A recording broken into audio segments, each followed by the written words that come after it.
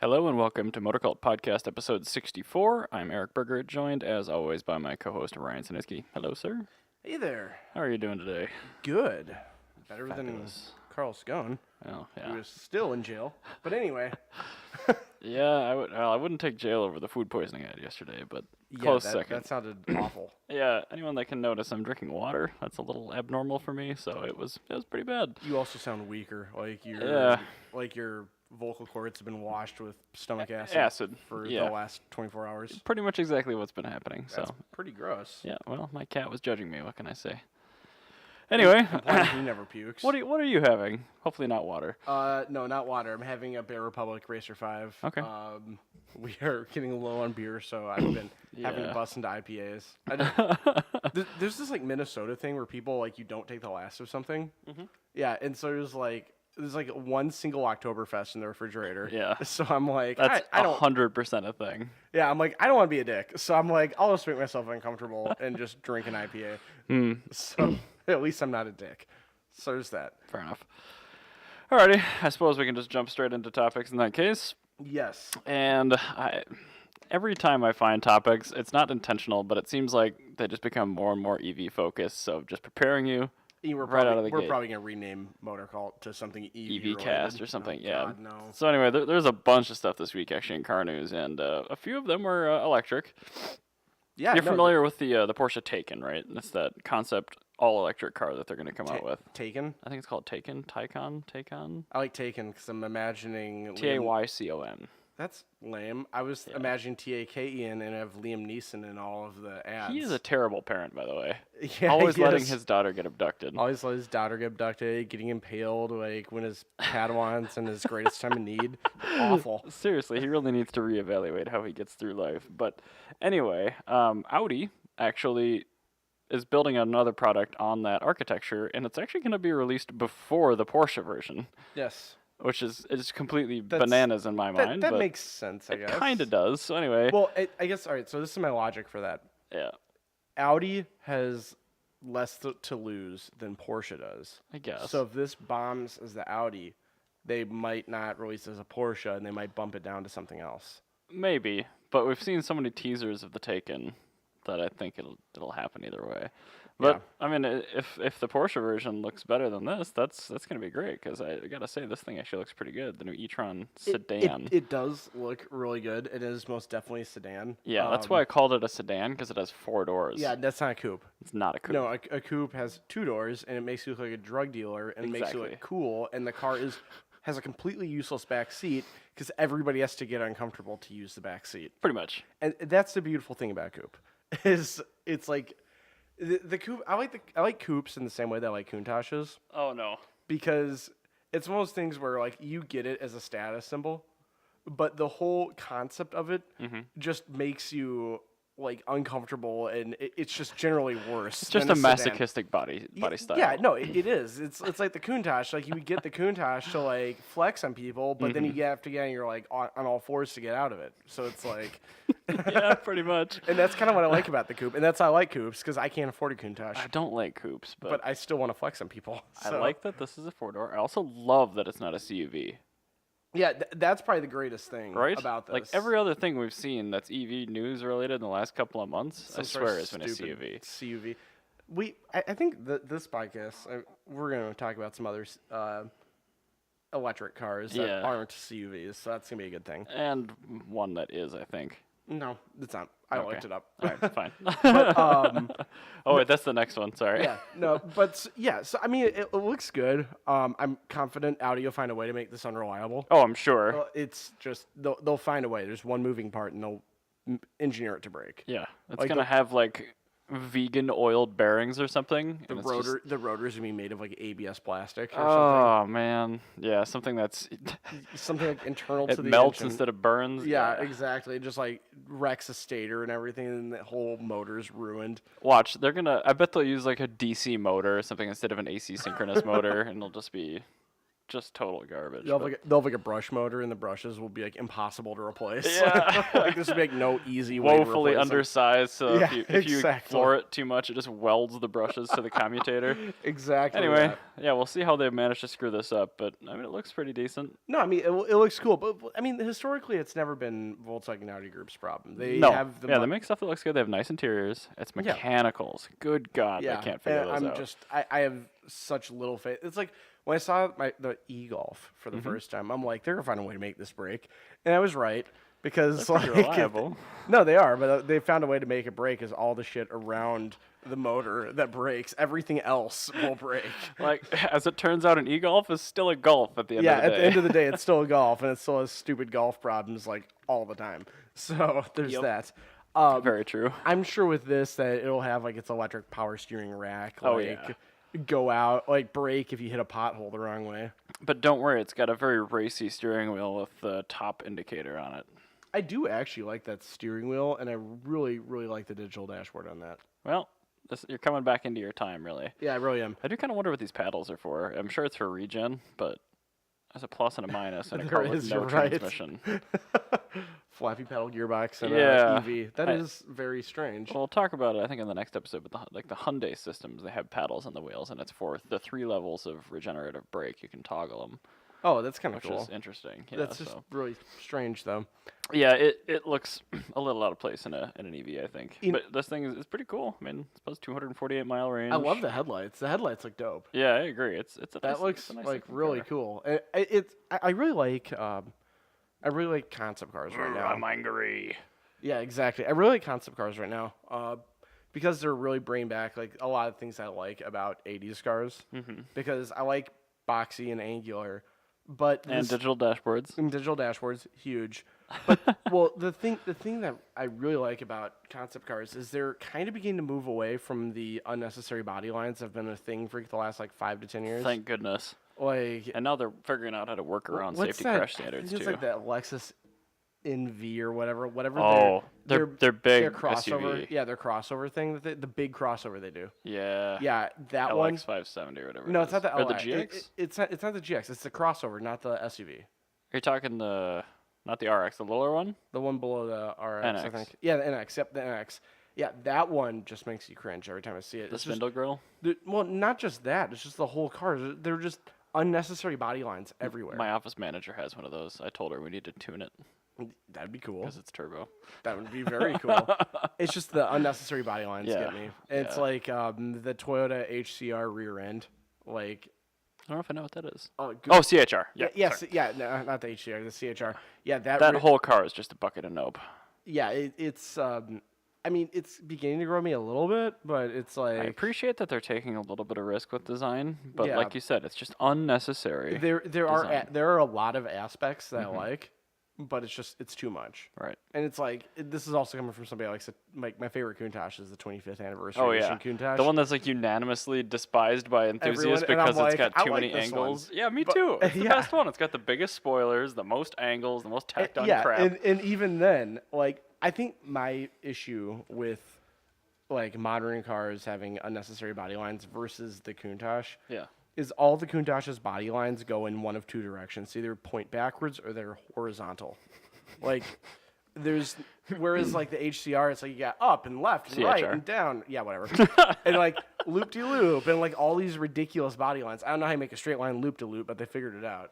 But Yeah, it's too much. I do believe that designers are generally getting better over time, but And I think this one's it's on the borderline, but they're kind of stepping back from that. I think so. I mean, Which this is is nice. actually quite a bit less conservative than a lot of Audi designs of the last 10, 15 years. Which is true, yeah. And that's kind of thing is like that's the one thing I have liked about Audi Volkswagens. They have been kind of conservative, but Me too. I mean, they they tend get- to age pretty well because of that. But this isn't offensive. no, it's not. No, this is I don't think it's going to be quite as timeless as their no. past designs. This bridges the gap between like the Civic Type R and the 25th anniversary edition Countach of being busy but not too busy.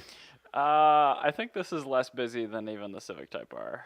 Well, that's what I'm saying. Like the Civic Type R is like Oh, okay. like way off in the like weeds of busyness. Oh, you say it's busier than the 25th anniversary. yeah, the Civic Type R is the busiest thing I've ever seen in my life. Have you ever looked at it? Have you ever seen what was like the Pantera GTS4 or whatever it was? Oh yeah, I've seen that. Yeah. Where they were like trying to keep up with the 25th anniversary Countach, and they just started stapling more and more stuff onto it. And they just I actually kind of like it. It kind of looks cool. Yeah, I've seen him on a few episodes of Miami Vice. I'm like, that just fits so well. I know. That's just the kind of car that warrants that. Yeah, no, but I mean, I think the Civic Type R is just like that's another example of just like too much, like the CHR and that, which I just called by the correct name, by the way. Yep, I'm proud of you. Thank you. But no, I think the Civic Type R and cars like that, like those, if we look at those in 10 years, those are gonna look like what a late 90s, early 2000s, like Pontiac, like no, I disagree. GTP is gonna look think like. It's going to be the super rad special edition 80s cars that had just like the most quintessentially 80s garbage like box options that nobody wanted. I think the Civic Type R in 20 years is going to look super duper rad. It's one of those things. I don't want to. I wouldn't bet on it because like no, I mean like you're right. It very well could go that way, but like it could either be like the 300ZX, I think it's the 25th anniversary edition. No, it's is that a Z31 or Z32? No, it's the 50th anniversary edition. The Z31. Okay. The one with the wide body in the rear, gold and black two-tone. That was the pre-facelift. Yeah. I think it could either look like that, or it could look like That's a a GTP. good point. Or it could look like a GTP. So it's either going to look like really cool and of the era. Either way, it's going to offend a lot of people. Or it's going to be really of the era and not cool. But yeah, it's going to offend everybody. That's like you're either going to love it or absolutely despise it. There's no in between. That's fair. Yeah, I think this will be like a little bit more lukewarm version of that reaction. I don't think it's going to be offensive in 20 years, but I think it's going to be super dated. Yeah, no, I think it's going to probably age not like the E30 M3, but I think probably those like are so cool. Yeah, those are really dope. I think maybe something a little bit closer to like an M6 or sorry, that's my phone. Oh, okay, that's not good. Jana's texting me about something or other. Hi, Jana. Yeah, she's at an archaeology anthropology club field trip. But no, it's it's one of those cars that's it's gonna age, not as well as the E30 did, but I think probably something a little bit closer to E36, where it's gonna be like really like cool looking, but like just enough of the era that you're like, yes, this is a car from 2020. Like this is how they should look. Oh, it feels so weird to hear that, but you're probably right. Yeah. But no, 590 horsepower, 90 kilowatt hours. I have no idea what it's going to cost. Probably way too much, but pretty cool. Yeah, no, it's extremely cool. And yes, it costs way too much. It's going to get hammered with depreciation. It's be like a Nissan Leaf, but for Volkswagen Audi people. Yep. Speaking of Nissan, actually. Okay.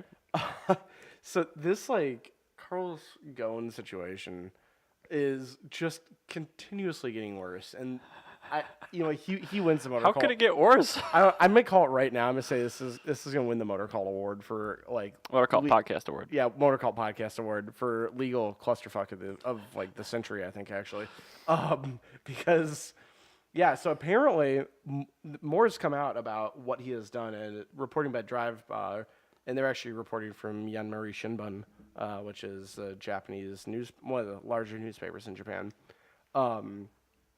But the TLDR, the too long didn't read of this, is what Ghosn did is he had all of his aides not only lie about how much money he made, but also lie about his retirement package. And his retirement package, they're saying, oh, he's only getting $8.8 million over the course of like 10 years or something.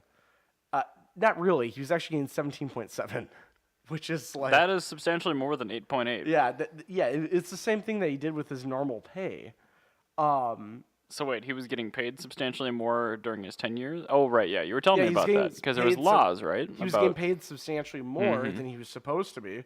But not only that, he also lied to investors. Like, I am shocked that Renault. Oh yeah, by the way, Renault decided to keep him on officially, which is like shocking to me.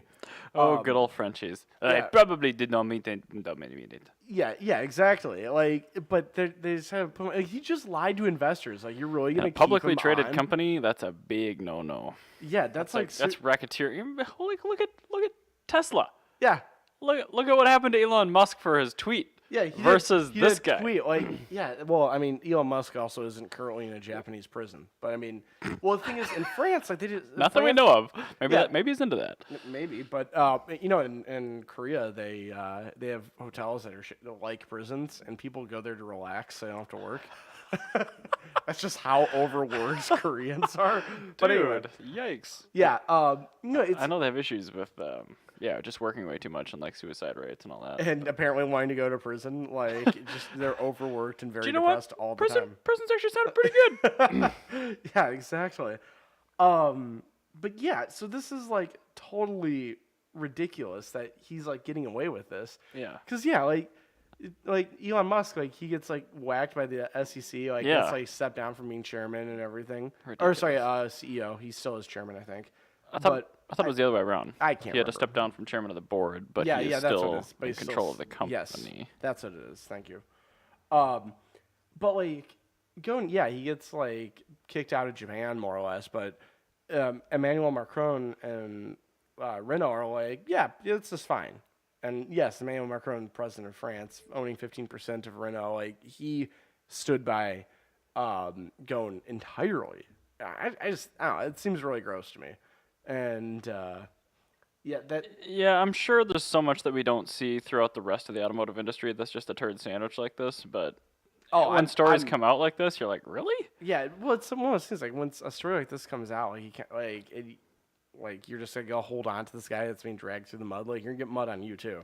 Like... It's actually poo. Yeah. Like, I don't know, I would have, maybe, I don't know, kicked Ghosn out or something, or done anything at all. Like, maybe not send him to prison if I was on the board of Renault, but, like... It's just bad PR, right? It's like really, really grossly bad PR. It does seem like kind of a bad move to keep him on with all the news coming to light about Nissan. But I mean, like in France, they don't care because like he's like still it's Renault and they love Renault. Is he still the national treasure? Something I don't know yet. Actually, I meant to ask some of my friends from Japan how they felt about this and. I know how Japanese people are going to feel, but like more importantly, I want to know how French people are feeling about Ghosn. Sacre bleu. Because they're already rioting in the streets over Emmanuel Macron raising gas prices there. Like, are they also rioting over Ghosn? So that's what I'm wondering. But anyway, back in the States though, the LA Auto Show just happened. It did. Yes. Oh man, yeah. I'm hold on. I gotta open this up first. Yes, you do. Because So I like that you kept the screen grab on so everybody could see our notes. Yeah, whatever. They've seen it before. More EV stuff, and this you're right is not a CUV. No, it's not. So, you remember like what was it? Faraday Future? That's one of the many vaporware electric vehicle things that have come out in the last couple of years. Yes. I really wanted that to be a thing. And I know, but their specs are just not realistic sounding, and I think that's a lot just like this. So there was a pickup truck announced at the auto show that you just talked about. Which one is it? Why are we looking at an article from Electric? Because it was the first Google result. Okay, I that's pick fair. the topics and then I Google a related story afterward usually. Yeah, because otherwise we'll end up with like just NBC Drive and Jalopnik for all of our Pretty much, yeah. sources So of news. this one's electric, but anyway, Rivian is a new company. We'll see, and they've built this pickup truck to try to beat Tesla to the market. And I mean, it looks like it actually is pretty much a buildable, producible thing. I don't know if it's built on an existing infrastructure or something like that, but It kind of looks like it was like built off a Ridgeline or something. yeah, it does. I mean, pretty little 5-bolt patterns. So, I mean, it's probably built on a fairly light duty platform. I don't really know any specs about its payload, but they're saying that it's going to have 4 electric motors at 147 kilowatts a piece, which would make it like 600, 700 horsepower, which is pretty nuts. That would be pretty cool. And they're claiming like 300 to 400 miles of range. So, I mean, the thing, I don't know if they've quoted the battery size. I think that's bogus, but that would have to be like 150 or 200 kilowatt hours. Well, I guess with the battery size, I mean, you have a ton of space to put batteries. Oh, here we go. 135 kilowatt hour. So that's huge. Yes, it is. I do like the headlights a lot. Very steampunk. The headlights look really cool. I like the name. LED. I actually, You should tell people about that. Yeah. So I heard the name Rivian. I'm like, the first thing that came to my mind was Geralt of Rivia from the Witcher series. And I'm like, of course this is named after Geralt of Rivia. This is so cool. I want it to be a thing now. Make this a thing. And so I'm on this automotive professional Facebook group where it's a secret group for like a bunch of industry people. Mm-hmm. And one of the guys from Rivian goes on there and says, hey, do you guys have any questions about this? Like, I'm here to answer questions. Like, basically a private Q&A, more or less. Mm-hmm. And I had one single question. I said, I know this to be the dumbest question that you have asked you. You can't preface it with that, man. I have to because I have to be somewhat professional. But I said, I need to know for my own self. I presume this is named after Geralt of Rivia, right? I've yet to have a response. I was going to say, I'm like, did you get a response from them? To be fair, I also asked this question at like 2 a.m. Central Time. So like, and it's what, noon? Yeah. Okay, so that's fair. Yeah, so they were probably asleep, or if they were reading it, they are currently asleep. No, but it's a photo of the motors. It's a very cool truck. That's a really interesting suspension. Yeah, that's a strange multi-link. Again, doesn't look terribly heavy duty though. No, it looks like a car or light truck suspension. It looks like Audi suspension. Yeah, it looks like BMW too. Yeah, but even if it's vaporware, I still like the fact that people are doing this kind of thing because, really, battery research. They're trying to get the pricing down. I mean, if that's true, they're saying $69,000 before the federal tax credit. I want this to be a thing super bad, so I'm not gonna slap the vaporware name on it. All right. Because that's usually once the media starts doing that, it's just a death sentence. It's I hope it's real. Yeah, it's the media equivalent of like short selling in the stock market. It's just like you're betting against it.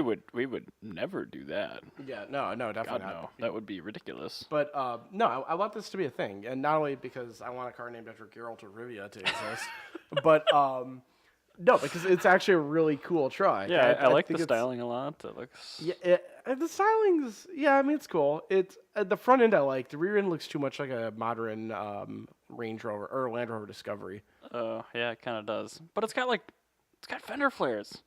Didn't they also have a SUV as well? I don't know. I think they did an SUV that was it kind of looked like a postmodern International Harvester Scout. Oh, Scout? Nice.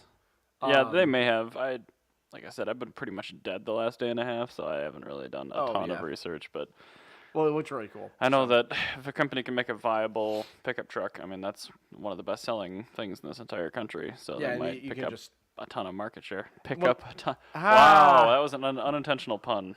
Well, the thing is, this would actually be there's a huge market for something like this because this would basically take the buyers that would be looking for a Ridgeline. Mm-hmm.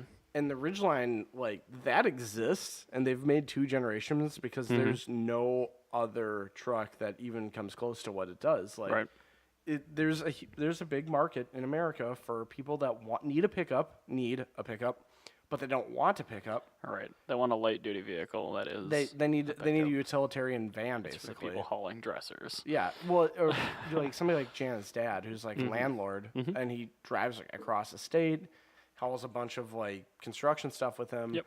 But at the same time, doesn't want to have to drive a giant, huge F-150 because the rest of his life he's not actually doing that. So. And I mean, people are now treating F-150s like family sedans. Exactly. So. And well, Jana's dad, he's gone through like 3 or 4 Ridgelines. He had an F-150 that he got for basically free, and he got out of it as fast as he could. Like he's just absolutely detested it. Also speaking of F-150s, my boss actually, this is not in the notes. My boss at work, his F-150 got into a car accident. I didn't even know he had an F-150. Yeah, he got one from our oil distributor guy. He bought it for such a weird sentence. I know, right? But our oil guy was going to do one. He had to get out of this one, so he sold it to my boss, Bill. But so Bill he had like the worst day yesterday. He was up at the hospital for like the entire night because his daughter like was in the ER because like she had it turned out to be just a stomach virus, but like, they thought it was like something way worse. Yikes. So yeah, he's coming back from the hospital. He's like. Night, it's like 5 a.m. He like goes goes to bed for like 3 hours and comes into work. And on his way into work, he gets into a car accident. It's just like the worst day possible.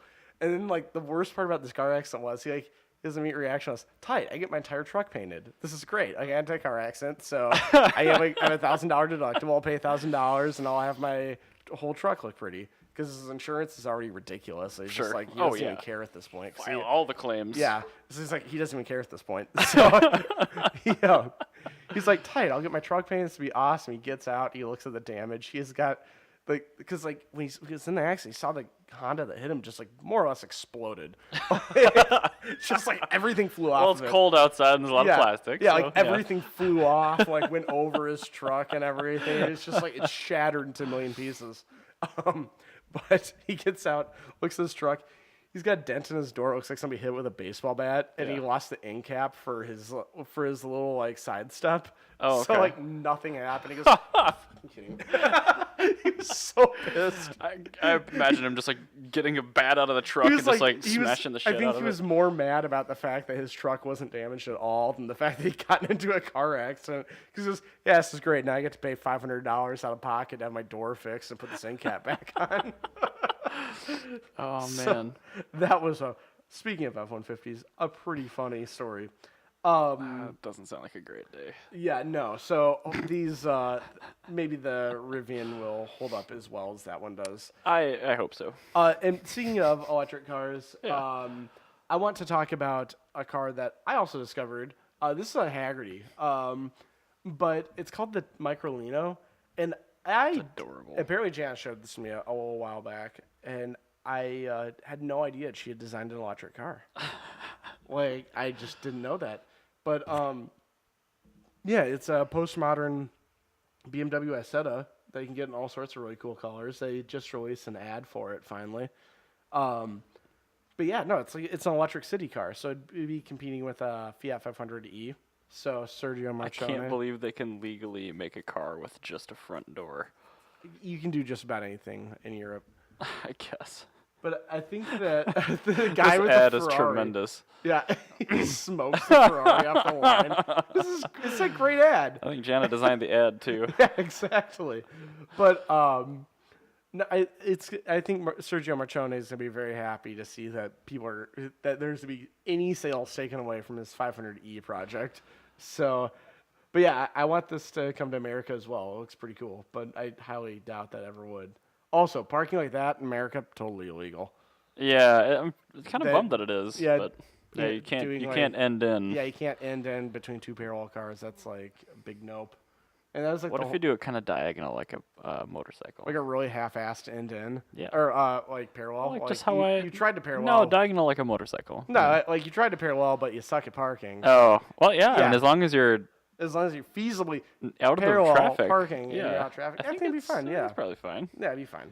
But yeah, no, that car is really cool looking. Yeah, all electric. I like that they put the charging port on the front door that opens. That looks like it's to be a really it's European too. In the middle of winter, I'm sure that very thick cord in that hinge is going to handle really, I was well. gonna say plus European wiring harnesses. I'm sure it's biodegradable. Yeah, it's gonna be biodegradable, so it's gonna it will break in like 5 years, but it's gonna look really cute. So like you totally want it. So, yeah, I do like that. I also like that they actually put a trunk on it, unlike the Isetta. Yep. Probably helps them get around any sort of copyright or trademark infringement or anything. Yeah, so. The differential being visible in the back, I'm not like super stoked on. I think it looks kind of cool. I mean, it's postmodern, it's retro.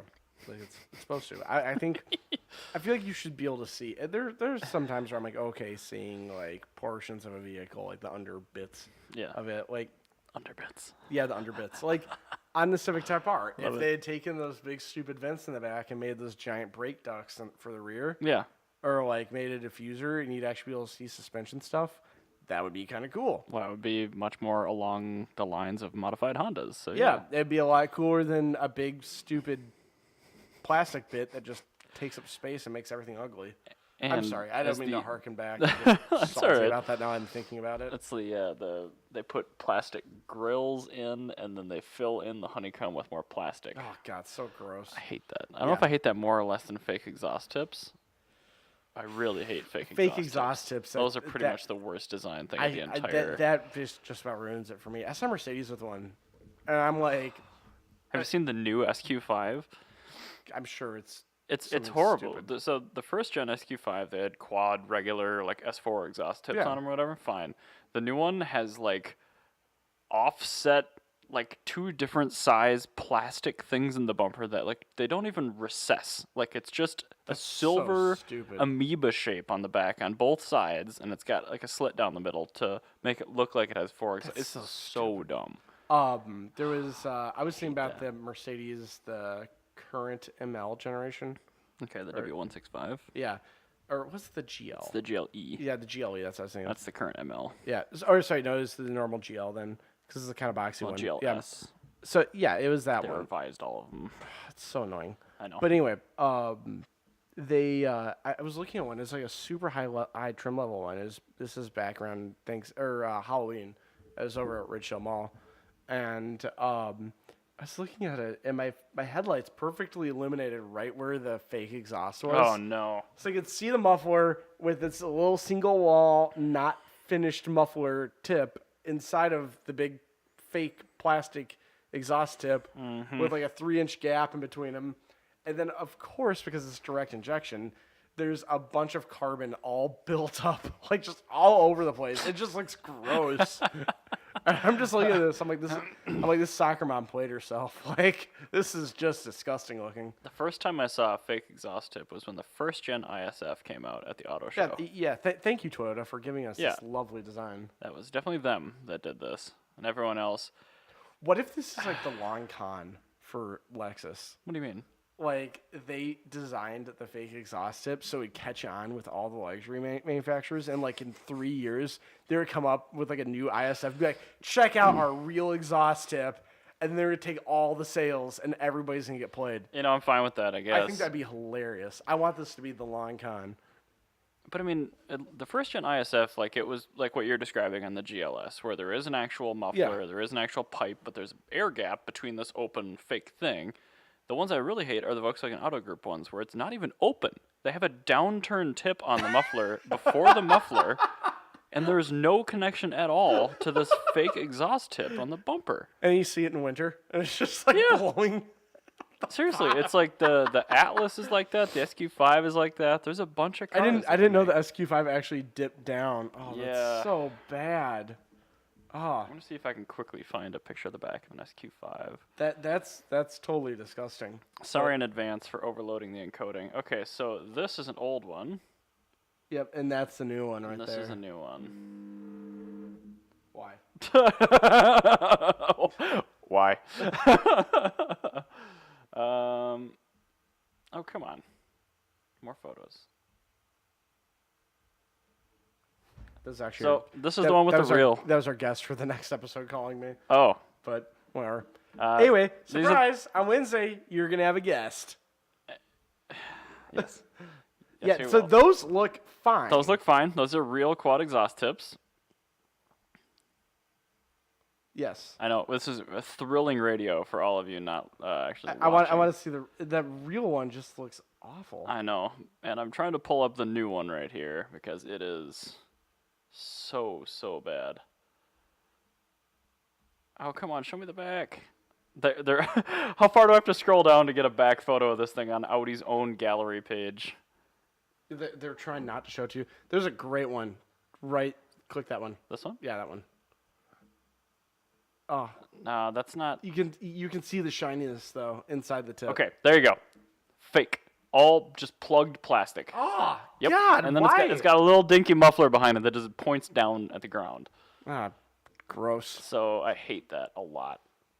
Oh, there's a lot that I hate about that SQ5. I think the only thing I'm like remotely okay with is that 3.0T, which is also that's a good not one. a T. It's Nope. a supercharged. Well, it could be supercharged or supercharged.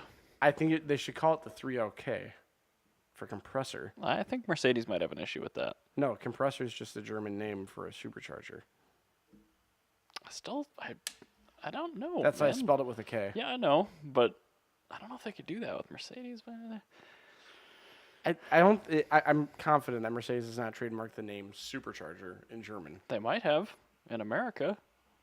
Well, no, this all sounds like the Fiat 8V, where they had the V8 Fiat, and Fiat just assumed that Ford had trademarked V8, so they called it the 8V instead. And they hadn't.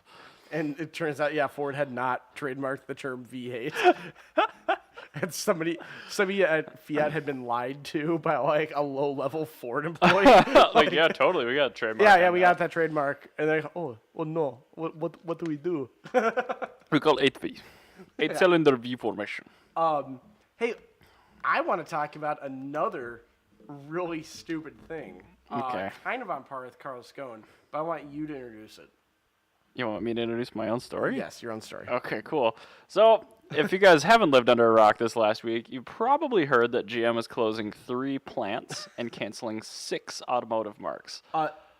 In the number of employees, 14,000 factory workers being... Do you know what percentage of their total employees that is? I did do the research, but I forgot. Isn't it like 12%? Yes, it's... Oh, 15% of workers and 25% of executives. Yeah.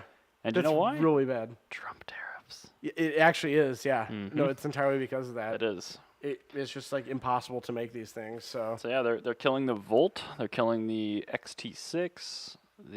What else? They're killing. There's a bunch Buick of stuff. that they're killing. Yeah, no surprise there. But they're the big surprise of that is the whole point of Buick's existence is to sell to China. That is true. Yeah. And now they're like, but now Donald Trump's all mad about it. I'm like, you did this yourself, dude. Like, they're canceling the Cruise. Yeah, it's going away. They're pulling a Ford, man. Yeah, they're pulling a Ford, but like a way grosser way. Yeah. Of course, that's just kind of how, they are, though. I mean, GM, because the GM like they're always following like the tail of Ford, but like doing it like in like a more extreme fashion. Like Ford makes a V8, GM makes an overhead valve V8, and it's like Ford gets rid of all their sedans, GM can't just fires everyone. Like we're just gonna close all the factories. Yeah, just close everything. It's just gonna be easier for us to close the factories. Yeah, I don't know what Mary Barra was thinking, but she Is that the current CEO? Yeah, it's the current CEO. She's who's the current PM of Britain that's leading Brexit? I have no idea. It's something May. Like Angela May or something. Well, I can Google. Yeah, why don't you Google it?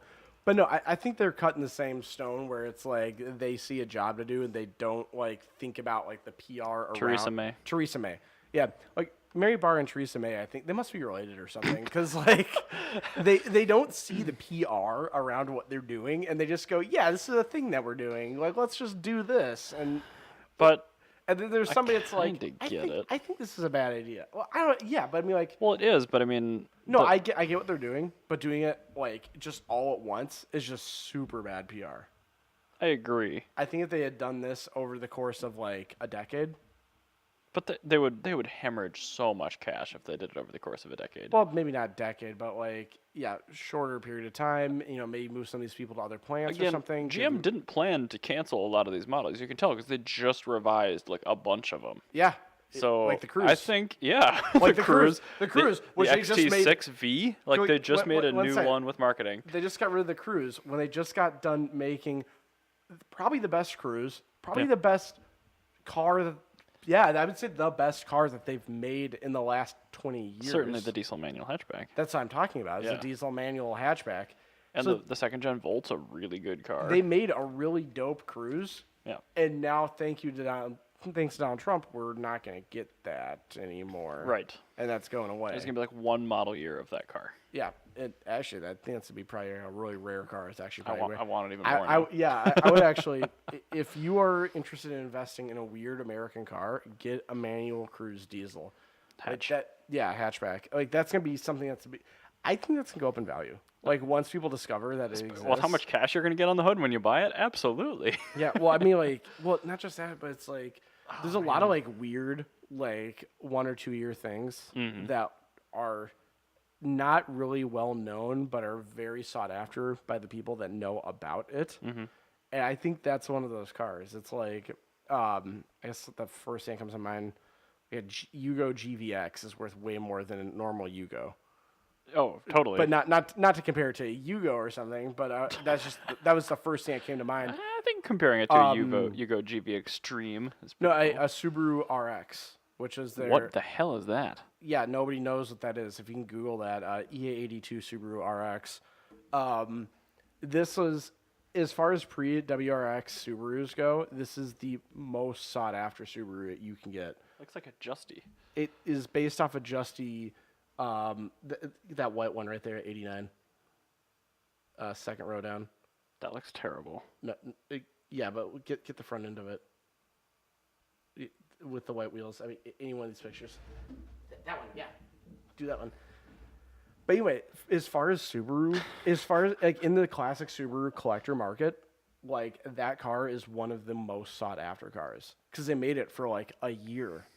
That's so weird. And then they made the Legacy RS, which is the turbocharged Legacy rally car with the 2-liter, the first EJ turbo. So, but like it's just one of those things where I think like that's a car that's gonna be like worth actually pursuing. Yeah, I think so too. I mean, there's a lot of enthusiast stuff out there, but there's not that much like entry level enthusiast stuff. And that's entry level enthusiast. It is. That's like the Corolla hatchback 6-speed. Yeah, no, or yeah, actually no, it's another good example. Corolla FX16. Yep. Another great entry level enthusiast. Talk about a car getting lost. Yeah, like that, and that was nobody knows about the FX16. No, it's just a real. Well, it's because like, all right, when it existed, you had the A86, which like took all of the limelight, and then after that, you had the Corolla Coupe, which took the rest of the limelight, and then after that, the Corolla kind of sucked for like 30 years. So, like with a few small model like trim levels that didn't suck. Right, and I mean the Cruise was pretty good overall, but the one that we're interested in is obviously the nichiest one. Yeah, and definitely the coolest one. I think the perfect, I guess the perfect metaphor for what has happened here, also is what happened at the Detroit Red Wings game when they. I just saw that you added this, and it makes me so excited. When they brought out the Silverado and it broke down on the ice. And they like barely got it off the ice in time for the next quarter. I haven't actually watched this. Oh, I watched it when I got home from work yesterday. So what actually happened? I'm not sure what failed because they're kind of being tight-lipped about it. But I guess that there is like a mechanical. Oh my God, that's loud. But yeah, so it's like it's driving around. Is there a way to turn off the sound here? Yeah, they try to do like a 3-point turn on it, like or drive it around. And then it just dies. And then so they have to do like a 3-point turn, quickly get it off, and like figure out what happened to it. But I think that's like a perfect testament to that. But also not just GM, but like Detroit as a whole. Because they were talking about this, like how like this whole stadium has been like kind of a cluster, like fuck of a problem. And that truck breaking down there is just like the perfect example of the American automotive sector as a whole right now. Mm-hmm. Just because it's like, oh, hey, look at this great truck we're building. You know what? We're going to go take it out in the public, and it just breaks down in public. And it's like, GM, it's like, yeah, we're going to make like a 4-cylinder Silverado, or we're going to make all these cool cars, and then Trump tariff, and then like, yeah.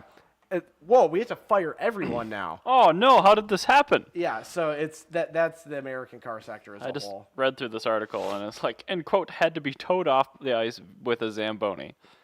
I don't know what we just watched there, but it drove off in that video. It did drive off. People were saying it was towed off, but then the actual videos came out and it was driven off. Yeah, so we are going to talk about the R33 and R34 next episode. Oh, okay. Because we're going to have Brian from Top Rank here.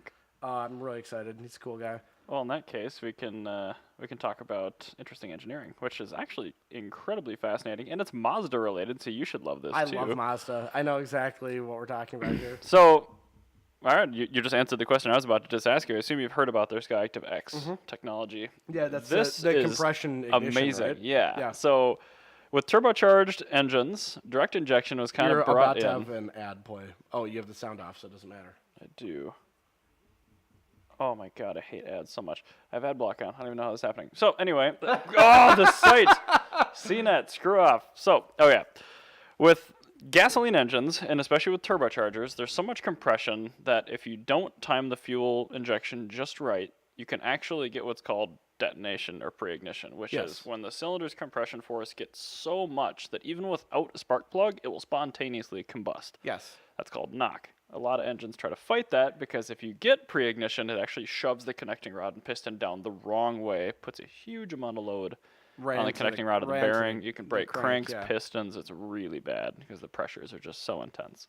What Mazda's done is they've figured out a way to run the engine with a super tiny amount of fuel, ridiculously high compression, and use knock intentionally to actually power the downstroke, the power stroke of the piston. So cool. Skyactiv X basically takes a regular engine, ups the compression ratio from like 11 or 12 to 1 to 17 or 18 to 1, which is like a diesel. That's like low diesel compression. They put a supercharger on it, which is not there for performance. It's just there to get enough air into it, basically, to keep this fuel mixture lean enough. And then what they do is it's a standard 4-stroke engine like all other gas engines, basically. Yeah, but it uses DI. So right after the piston gets to the top of the stroke, they put the fuel in and they ignite it. Also, can we note one other thing here? Yeah. They use a supercharger, not a turbocharger, and probably because of the ridiculously hot exhaust gas temperature. Well, the thing is, with lean, you expect it to be hot, but if you get past a certain point of lean, it actually gets cooler. It does actually cool down after a while. But that's the whole point of the superchargers, because they're using so little fuel that even though there is a little bit more heat coming from that really lean burn, it's still kind of on par or a little bit less than you would get from a standard combustion engine. But you're absolutely right. If you're in like the 15, 16, 17 to 1 but once you get Lambda, like 18, 19, 20. Right. Yeah. And these are actually burning about half as much fuel as a car running at 14.7, which is stoic. You know, I wonder if this is why Blubsky keeps running, because that's got to be what the air fuel ratio of Blubsky's got to be. Is like it's got to be like 20 to 1. Maybe it's Skyactiv X. Who knows? Yeah, it doesn't have a supercharger. You prototyped Skyactiv X with an M117 on accident. I don't know. That thing doesn't seem to get hot or anything, so I don't know. Yeah, I think I'm onto something here. Although that thing's like 9 point something to 1 compression too. But anyway, I am blown away that a company like Mazda, who is really not one of the big players in automotive technology, just comes up with this out of the blue. Mazda they're a very cool company. The reason I like them is because it's just a bunch of automotive enthusiasts. Like, if you had a car company, like if you and I were to start a car company, it basically end up being Mazda. Pretty much. Because they're doing like everything that they're doing that's like a little weird is like driven by what the market requires. Like, like I would love to say if I had a car company, everything would be rear-wheel drive, everything would be manual. Yep. But realistically, or EV. That's very hard. It's a hard sell. So what did Mazda do? They kept manuals and everything is an option. Which is why it should have won Vote E18. Yes, it should have. But whatever, the Lexus is still not a Ford Excursion or whatever it was. RC or whatever? LC? Yeah. LC. It's the LC, but it's not a Ford Excursion or whatever the hell it was. But yeah, the Mazda, they basically just kind of do everything an enthusiast would want to do while doing the bare minimum to like keep viable. But that's the beautiful thing is they're actually like a really cool company because they're making these cars that have no business being fun. Pretty much. That's kind of how I've described Mazda like for a long time. It's like they you don't get into an appliance, which Mazda still kind of are, and you don't expect it to be good to drive or fun. That's what they do is they make like a sports car, they make the Miata, great. But their appliance cars are where they like succeed, like the and they're CX-5. so cool. Yeah, like if you drive a CX-9 and you drive any other large crossover, that CX-9 hands down is the best driving large crossover. I have not driven a CX-9. I have, and it actually almost drives okay. It drives like an incredibly heavy, like sedan. Are they still based on the Edge platform? I don't know. I didn't look that much into it because it's a CV. Yeah. But yeah, the CX-9 is one example, but I mean, like the Mazda 2, like that car, they could have easily just phoned it in and just made a shitbox subcompact that just did the bare minimum. But the Mazda 2, when it was in America, was the basis for Spec B SCCA racing because it was that fun to drive. There's a reason. My mom, when she bought a car, she gave me this ridiculous list of things that she wanted. She goes, I want a car that's fun to drive. I want to be able to fit everything into it. I want to be able to get 40 miles per gallon. I want to not have ridiculous maintenance. I don't want to be old. And so I'm like sitting here, like racking my brain. I'm like, what the hell do I do with this list for the longest time? Oh, and it has to cost less than $20,000. I was gonna say Fiesta SE or Mazda 2. Yeah, and well, that's the thing is like with the Fiesta SE, it's like it's super hard to come across one that doesn't have one of those garbage CVTs in them. Really? Yeah, they're very hard to come across. I didn't know they put a CVT in the SE. Yeah, the base model or the 1 liter EcoBoost.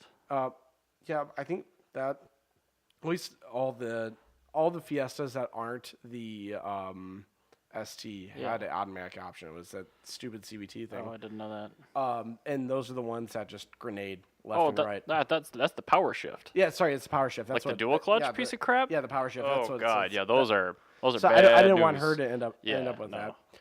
But then I ended up having a Mazda 2 that I almost sold to Reese Mickelson, who's gonna be, I guess, sometime soon, hopefully. But 11th hour, he's like, I kind of want a Civic Si. I'm like, I don't blame you. So this makes sense. But so I had this Mazda 2 sitting around. We were about to send it to auction. And I'm like, Mom, you want all this stuff? Like, drive this. She drives it and was totally blown away. Like, she loved it. She has more fun in her Mazda 2 than she does any other car. And she like texts me regularly how much she loves it. The previous car that did that for her, the only other 2 cars that she puts on that level, she had a RA21 Celica back in the 70s, and then she had a first-generation manual Tiburon. It's the only 2 cars that were that fun and cheap to run. I think, well, her fit was just an absolute pile of crap. But yeah, well, it's because she bought that, like, she impulse bought that. And I told her, I'm like, yeah, get a fit. They're great, but you got to get it with a manual transmission because automatics suck. And she goes, what difference does a transmission make? And this time, when she bought the car, I know, she's not a car person. I can this tell. time, when she bought the Mazda 2, I said, I actually lied to her. I said, the automatic transmissions are extremely unreliable. You need to get the manual. It's not true at all. Automatics are fine, but like I told her, I pushed her into the manual, and she loves it. Yeah, I explained to her. I'm like, no, her maintenance cost thing. It's gonna play into it. But well, what I said to her is like, after she bought the car, 'cause she wasn't gonna listen to me, and she was buying the car, 'cause she was all like swept up in like what's available and looking at everything else. After she bought the car, I said, no, the cars actually automatics are fine, but the thing is you want something that's fun to drive. Everything you gave me, like I can't make that happen. Like the only car to fit those parameters is a Ferrari FF, and that costs more than the house. Doesn't do 40 miles per gallon either. It does not. It just doesn't exist. However, I think when you say fun to drive, you mean an engaging driving experience. So take a manual Mazda 2. You're going to love it. Mazda 2s do drive really well. She loves it. She says it's her favorite car she's ever driven. Previously, her favorite car she'd ever driven was her 77 Celica. So from 1977 till now, 41 years it took her to find a car that was better than her 77 Celica. It was just a Mazda 2 that did that. I have my Mazda 5, a minivan. It's great. Scott sent me a link to a really clean burgundy 5-speed Mazda 5 for sale locally for $2,600. Oh, I want that. Yeah, I'm just like, damn. You know, you're looking to put that K24 into something. Why would I put that into a Mazda 5? Why would you not want an all-wheel drive 300 horsepower minivan? No. Also, it comes with 2 sets of wheels and tires, winters and summers. It sounds like a great deal. Can we throw this on the stream? Yeah. It's in my Hangouts, I think. Yeah, that sounds very cool. But yeah, the Mazda 5 is like another car that is way more fun to drive than any business being. Because Mazda, they take, like, they go, what would a car enthusiast buy if he needed to buy this vehicle? And they took a minivan. And they're like, all right, a guy has a Civic with a B18C in it, a Civic with a GSR engine, and now he's got a family. Now he has to have something that's fun to drive, but still has to haul all the kids. Here it is. And Oh, man. It's got the LED taillights and everything? What? That car's great. Oh, it doesn't have the LEDs. But I still, think the first one was... it's got the post-facelift headlights and taillights. But it's like super duper clean, high miles, but whatever. Oh, it's got the awful gray interior. Yeah, tan gray, whatever. That's a But terrible super interior color. clean. Yeah, I love that color. Like, that thing is... I would totally buy that. Boom. I love the post-facelift Mazda, first generation Mazda 5. It looks so much better. But no, it's like whenever Mazda produces something, they say, what would an enthusiast want in this situation? Mazda 5, they go, how can we make a minivan fun to drive? Well, it's not going to be fast or anything. Also good fuel economy. Well, let's take our best driving non-MX-5 chassis, the Mazda 3. Take the Mazda 3, add sliding doors, and keep the manual transmission, and keep everything in the exact same place. Because I honestly think that they had somebody that tinkers with their car in mind. Because there's no way this car has any business being as easy to modify as it is. Right. But, like, yeah, you have, like, a 2.5. Like, I've been looking around, like engine swap stuff since my warranty is almost up. 2.5 EcoBoost from the Ford Fusion. You go from having 140 horsepower to 175. I don't know. Or not EcoBoost, I'm sorry. The 2.5 whatever, Duratec. That's what it was. They made a 2.5? Yeah, they did. Huh, weird. Okay. It was in later model Mazdas, but... Weird. Yeah. Oh, right. Yep. Gotcha. So, the 2.5 Duratec goes into these. Yep. That's a performance Still boost. an MZR. Mm-hmm. Still an MZR. Still MZW, actually. Oh, okay, whatever. Still super cheap to buy, though. That's the thing. That's the appeal. It's like you can get that engine for like $600, and you'll have a performance increase. It'll be great. Yeah, but the 2.3 is fine. Yeah, the 2.3 is fine, but I'm just thinking like ways to make more power. EcoBoosts are based off the MZR platform, so you can get Mustang EcoBoost, which MA Performance has proven. Even the 2-liter EcoBoost would be fine. Yeah, but I mean, MA Performance has proven the 2.3 is good over 500 horsepower on stock everything, which is pretty cool. So yeah, there's plenty of stuff you can do with these. And Road and Track did their what was it, the Super Wagon or whatever it was. They took a Mazda 5 and put all the Mazda Speed 3 guts into it. Oh, okay, sure. Yeah. So, but this is like way back, like when it first released. There was no aftermarket support whatsoever, so it's like kind of funky how it worked. I'm surprised they didn't do like Mazda Speed 6 so they could get all-wheel drive too. Well, it was a direct bolt-in for the Mazda Speed 3. Zoom, zoom, boom. Yeah, no, I think you actually can do an all-wheel drive version. I'm sure yeah, you no, could. it's just like Mazda's such a cool company, and they do interesting things. Like they had 15 years of suck, like from like 1995 till like 2000. Well, I guess 1990 is 2005. Like they really sucked, but after their 15 years of suck, like they got really good. Beforehand, they were really good. They made the 323 GTX. That's a cool car. Yeah, they made the original 626, which was a rear-wheel drive sport coupe. That's fine. Yeah, but you can put a rotary in it. Okay. Everything that's ever had a rotary in it, the rotary pickup. Oh, I do love the Repo. Yeah, like the original MPV, like they made a lot of cool, really, really, really cool stuff. So I don't think the original MPV is very cool. It can be. Bismarck. Mazda 5 is pretty cool. Bismarck had one. Okay. It came with a manual transmission. That's cool. So did a Mazda 5, which is way better. True, but I'm just saying they made a bunch of cool cars. Okay. I mean, not to mention they made the MX-5 like that entire time too. Oh yeah, duh, the Miata. You know, the one that everyone actually knows and pays attention to. Yeah, you know the Miata, the one that like the best-selling convertible of all time. So, yeah, hats off to Mazda. They're just probably one of the coolest companies that exist and all around pretty good. And they haven't completely sold out, which is super No, they nice. haven't. I mean, and I think even with the Skyactiv X, getting back to this, what I'm really interested in is what the aftermarket's going to do. Yeah, I'll be curious to see how this impacts tuning.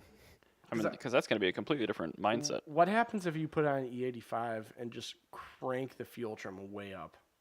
Like, do you suddenly make like a ridiculous amount of power? I don't know if you could do that because It's the direct amount injection. of pressure. Yeah, but the amount of pressure you need to spontaneously ignite E85 is insane. Well, no, they still have spark plugs. Well, they do, but you're not going to get the knock. Plus, they run on even what is it? It's a leaner AFR to begin with. Well, that's what I'm talking about. If you crank the AFR like way up, Yeah. like if you put in like a really overpowered fuel pump, so I imagine the fuel pump will not actually support the amount of gas you would need. Probably not. But I mean, if you put in an overpowered fuel or like a double pumper sub or something, I'm not sure exactly what you'd have to do. But like if you I think got just more adding a shit ton of boost to it would be how you do it. Because E85, you're just never gonna get that. It's got crazy high compression already. I know, but it's not enough to knock E85. Well, that's what I was saying. Like E85 and the super high compression and the boost. You would need boost. Yeah. Well, it's already got boost. I know, but like, you're only going to be getting the knock when you have effective compression from a turbo. Well, I'm talking about like if you actually ran it like a normal engine. Oh, okay. That's what I'm talking about. If tuners start like running these like normal engines, are you going to just get like an insane amount of power out of these cars? I don't know. Maybe. I mean, probably. That'd be really cool if they But from did. what I read, it sounds like you really have to run 87 in these things to get them to work properly. That's really funny. Like I know. they're designed to They're just have designed to run garbage. the worst fuel ever because that's the octane number essentially equates to how much pressure it takes before it spontaneously knocks. Yeah, I think I don't know. Maybe this will just like catch on in like Kenya where they have like 75 octane gas.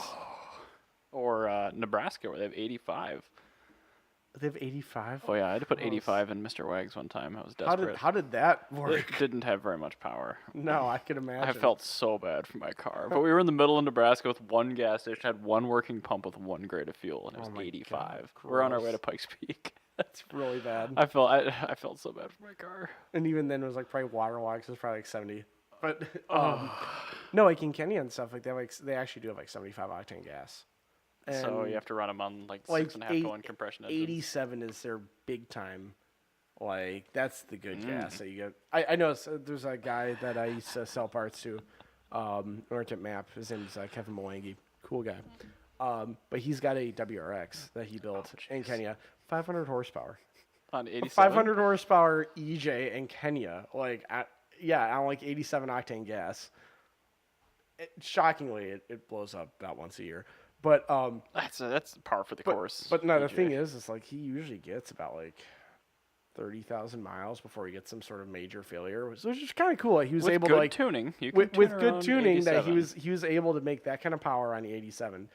But I think 87. not E87. Sorry, I meant to say 87. Yeah. But I think somewhere like Kenya, like this kind of car, this technology would really catch on. I really think that'd be awesome for car enthusiasts in kind of the developing world. I think so. Because, I mean, yeah, a lot of the world has really, really garbage gas. Yeah, no, like terribly. Because Really I bad. said, like in Kenya, 87 is like the good gas. Mm-hmm. So I don't know, maybe that should be our bombshell. The Mazda, the Skyactiv Kenya X. edition. Kenya edition, the ultimate enthusiast car. Works for me. There we go. All right. Well, thank you very much for listening. We'll see you on Wednesday. We'll have Brian from Top Rank here, and we'll be talking about importing cars and imported cars and all some sorts of delicious stuff like dark that. purple R34 action. Yes, that is true. Maybe he'll drive one of the school cars, not as I hope Lexus not. here. It's winter. Yeah, because he's got a lot of them though. Okay. All right. Thanks, guys. Bye. Talk to you Bye. later. Bye.